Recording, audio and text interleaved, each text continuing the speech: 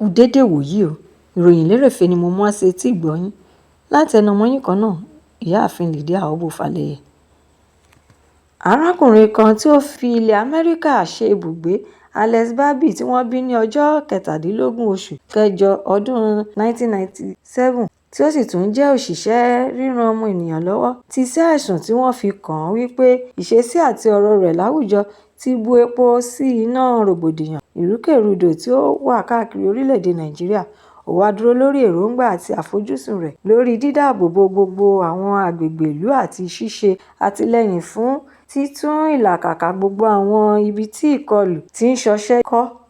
Barbie sọ àwọn ọ̀rọ̀ wọ̀nyí síta níbi ètò ìfọ̀rọ̀wánilẹ́nuwò tí iléeṣẹ́ TVC News ṣe fún un lórí àwọn ìṣẹ̀lẹ̀ ìkọlù tí ó wáyé ní ìpínlẹ̀ Plateau àti Benue, èròńgbà rẹ̀ àti ohun tí ó wá ṣe ní orílẹ̀-èdè Nàìjíríà gan-an. Ó wá ṣe àfikún ọ̀rọ̀ rẹ̀ wípé tí ìjọba bá kọ̀ láti dáàbòbò wá, kí àwa náà dáàbòbo ara wa fúnra wa. Ẹ̀kúnrẹ́rẹ́ ìròyìn eléyìí náà wà nínú ìwé ìròyìn Daily Post. Bí ètò ìdìbò gbogbogbò ti ọdún 2027 ṣe ń súnmọ́ lójoojúmọ́, bẹ́ẹ̀ náà ni ètò ṣíṣe òṣèlú náà ń gba oríṣiríṣi ọ̀nà yọ pẹ̀lú àwọn olùdíje sí ipò kọ̀ọ̀kan, èyí tí àwọn olóṣèlú náà mọ̀ wípé ètò ìdíje sí ipò kọ̀ọ̀kan yóò gbóná janjan tí kò sì tún ní bá ìrọ̀rùn dé.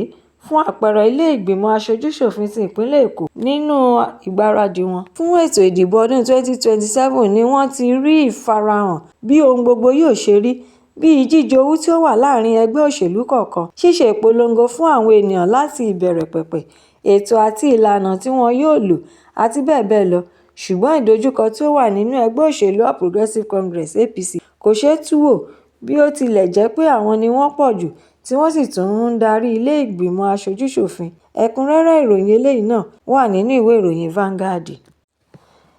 Nínú ìwé àkọsílẹ̀ tí olùdásílẹ̀ ìjọ Omega Power Ministry, Chibuzo Chinwere, gbé jáde síta lórí ẹ̀rọ abánidọ́rẹ̀ẹ́ rẹ̀ ní Ọjọ́rú, ti tú àṣírí ọ̀rọ̀ síta wípé ìjọ àwọn ń gba àwọn ènìyàn bíi agbébọn, adàlúrú, ajínigbé àti bẹ́ẹ̀ bẹ́ẹ̀ lọ sínú ìjọ láti máa gbé ibẹ̀ lẹ́yìn tí wọ́n bá ti ronúpìwàdà. Ó wá tẹ̀síwájú wípé owó ọrẹ ìdámẹ́wàá tí àwọn ń gbà nínú ìjọ ni àwọn fi ń ṣe ìtọ́jú wọn.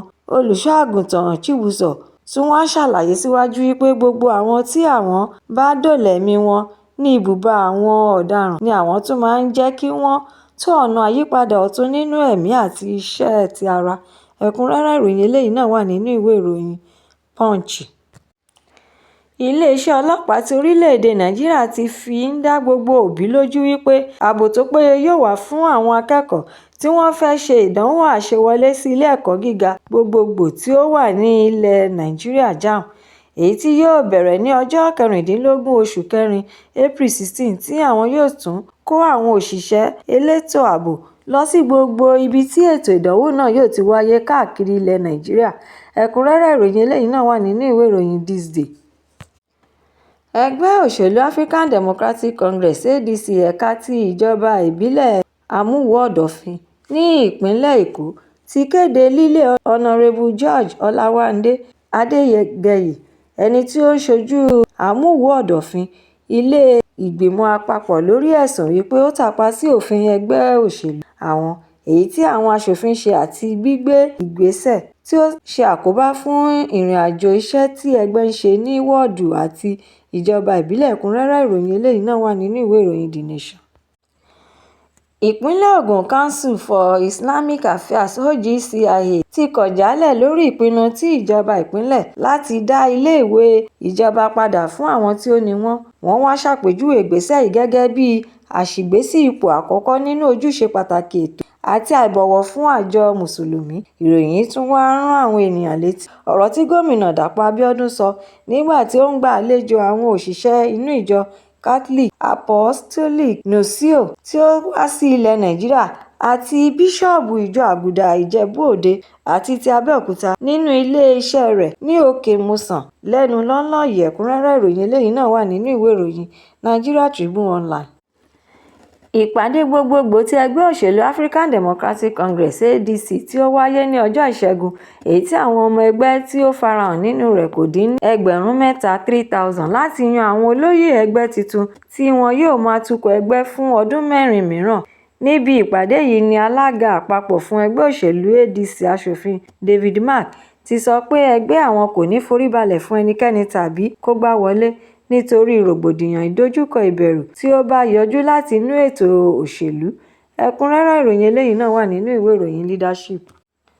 Nínú ọ̀rọ̀ àkọsílẹ̀ tí àwọn akọ̀ròyìn gbé síta lánàá òde yìí ní ẹgbẹ́ Coalition ti South East Youth Leader (COES) ni wọ́n ti tètè ké sí ìjọba àpapọ̀ kí wọ́n dá sí jíjí tí wọ́n jí akẹ́kọ̀ọ́ ilé ẹ̀kọ́ gíga ti Yunifásítì Jos ẹni tí orúkọ rẹ̀ ń jẹ́ John Arum nígbà tí ó rin ìrìn àjò lọ sí ìpínlẹ̀ Kaduna.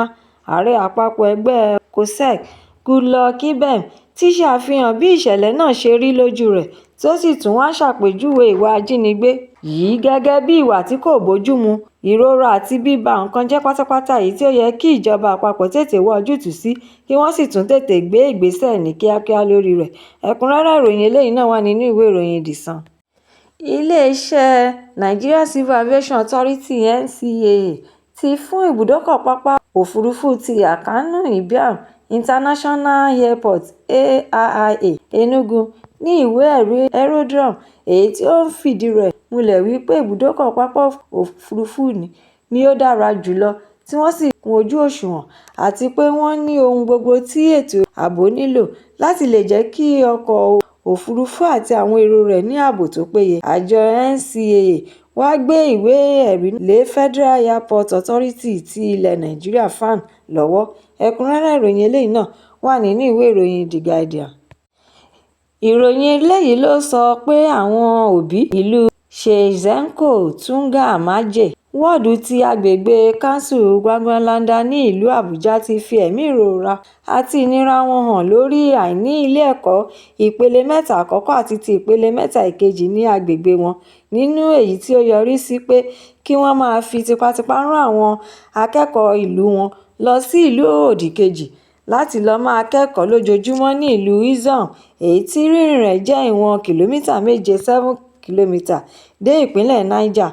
Nígbà tí díẹ̀ nínú àwọn òbí náà ń bá Abuja Metro sọ̀rọ̀ ní ọjọ́ Ajé, tí wọ́n sì tún jẹ́ kí ó di mímọ̀ wípé ọ̀rọ̀ náà ti di ìpèníjà ọlọ́jọ́ pípẹ́ èyí tí àwọn ń kojú tí ó sì tún dí àwọn lọ́wọ́ láti ní àǹfààní àti ọ̀nà dé ibi ètò ẹ̀kọ́ ní agbègbè àti ìlú àwọn. Ẹ̀kúnrẹ́rẹ́ ìròyìn eléyìí náà wà nínú ìwé ìròyìn Daily Trust. Ìròyìn Lerefe Toni kò ní jù báyìí lọ nítorí pé kí n lọ bẹ̀ oge tún pàdé mi lọ́la fún àkọ́tún ìròyìn Lerefe mìíràn láṣẹ Èdùmàrè. Ẹ má ṣe aláìlọ́kàn sí YouTube channel ìròyìn Lerefe, kí ẹ jọ̀wọ́ kí ẹ bá mi subscribe, kí ẹ má tún gbàgbé fi èròǹgbà yín ránṣẹ́ sórí rẹ̀ kí ẹ bá lè ní àǹfààní láti máa gbádùn ìròyìn Lerefe síwájú àti síwájú sí i. Ẹ ṣé mo dúpẹ́ tí ẹ̀ ń tẹ́tí gbọ́ mi nígbà gbogbo. Ó dàbọ̀.